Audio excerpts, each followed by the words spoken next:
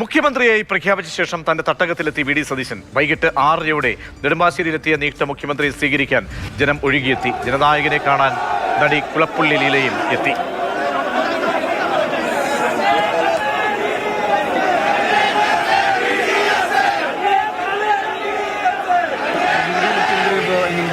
അയ്യോ സന്തോഷം, കാരണം വളരെ സന്തോഷം.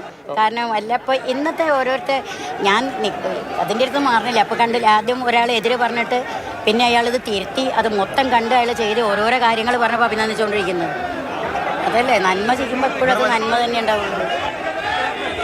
നെടുമ്പാശ്ശേരിയിൽ വിമാനമിറങ്ങിയ വി ഡി സതീശൻ നേരെ മുതിർന്ന നേതാവ് വയലാർ രവിയെ കാണാനാണ് ആദ്യം എത്തിയത്. അദ്ദേഹത്തെ കണ്ട് അനുഗ്രഹം വാങ്ങിയെന്ന് സതീശൻ പറഞ്ഞു. പ്രിയങ്കരനായ വയലാർജിയെ സന്ദർശിച്ച് അദ്ദേഹത്തിന് അനുഗ്രഹം തേടുന്നതിന് വേണ്ടിയിട്ടാണ് ഞാൻ വന്നത്.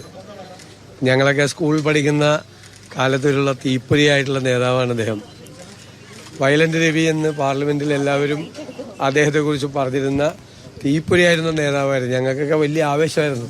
ഞങ്ങളുടെ ചെറുപ്പത്തിൽ, ഞങ്ങളുടെ വിദ്യാർത്ഥി ജീവിത കാലഘട്ടത്തിലെല്ലാം വിദ്യാർത്ഥി യുവജന പ്രസ്ഥാനത്തിന്റെ മുഴുവൻ എല്ലാവരെയും വാത്സല്യത്തോടെ സ്നേഹത്തോടെ ചേർത്ത് പിടിച്ച ഒരാളായിരുന്നു.